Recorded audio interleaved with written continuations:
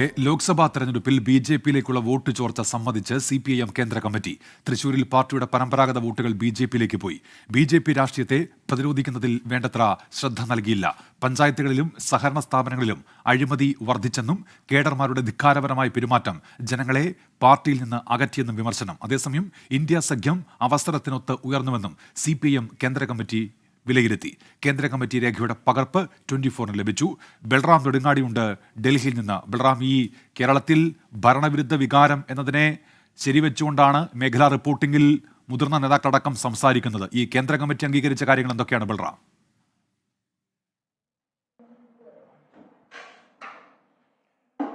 ഉന്മേഷ്, കേരളത്തിൽ ഭരണവിരുദ്ധ വികാരം എന്നുള്ളത് കേന്ദ്ര കമ്മിറ്റിയിലെ ചർച്ചകളിൽ ഉയർന്നു വന്നെങ്കിലും അത് പരാമർശിച്ചിട്ടില്ല, കൃത്യമായി അതേ തരത്തിൽ രേഖപ്പെടുത്തിയിട്ടില്ല. അതേസമയം ഈ സാമ്പത്തികമായുണ്ടായിരുന്ന ഞെരുക്കം അത് ഈ പദ്ധതികൾ ജനങ്ങളിലേക്ക് എത്തുന്നതിന് തടസ്സമായി എന്ന തരത്തിലാണ് പരാമർശിക്കുന്നത് കേന്ദ്ര കമ്മിറ്റി അംഗീകരിച്ച രേഖയിൽ. അതേസമയം ഏറ്റവും പ്രധാനമായ ഭാഗം എന്നുള്ളത് BJPയിലേക്ക് പാർട്ടിയിൽ നിന്നും വോട്ട് ചോർന്നു എന്ന കേന്ദ്ര കമ്മിറ്റി തന്നെ അംഗീകരിക്കുകയാണ്. തെരഞ്ഞെടുപ്പ് ഫലം അസ്വസ്ഥതയുണ്ടാക്കുന്നതാണ് എന്നും തൃശ്ശൂരിലെ കാര്യം പ്രത്യേകം പരാമർശിച്ചിരിക്കുന്നു. തൃശ്ശൂരിൽ BJPയുടെ വിജയത്തിന് പ്രധാന കാരണം കോൺഗ്രസിന്റെ അടിത്തറ ഇളകിയതാണ് എന്നാണ് പാർട്ടി വിലയിരുത്തുന്നത് എങ്കിൽ പോലും തൃശ്ശൂരിൽ പലയിടത്തും പാർട്ടിയുടെ പരമ്പരാഗത വോട്ടുകളും BJPയിലേക്ക് ചോർന്നു എന്നും റിപ്പോർട്ടിൽ പരാമർശിക്കുന്നുണ്ട്.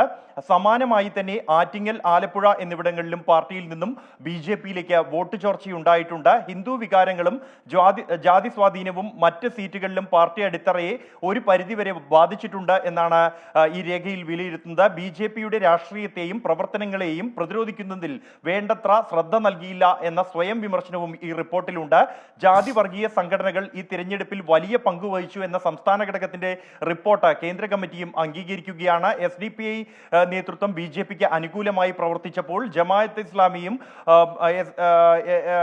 SDPIയും കോൺഗ്രസിന് വേണ്ടി പ്രവർത്തിച്ചുവെന്നും തീവ്രവാദ ഗ്രൂപ്പുകളുമായി മുസ്ലിം ലീഗ് സഹകരിച്ചുവെന്നും ഇത് തുറന്നു കാട്ടണമെന്നും ഒപ്പം തന്നെ SNDP നേതൃത്വത്തിന്റെ സംശയാസ്പദമായ പങ്കും തുറന്നു കാണിക്കണമെന്നും റിപ്പോർട്ടിലുണ്ട്. ഒപ്പം തന്നെ ക്രിസ്ത്യൻ സഭയിലെ ഒരു വിഭാഗം BJPക്ക് അനുകൂലമായി എന്നും സഭയ്ക്കുള്ളിൽ വളർന്നു വരുന്ന മുസ്ലിം വിരുദ്ധ വികാരം BJP മുതലെടുത്തുവെന്നും പരാമർശമുണ്ട്.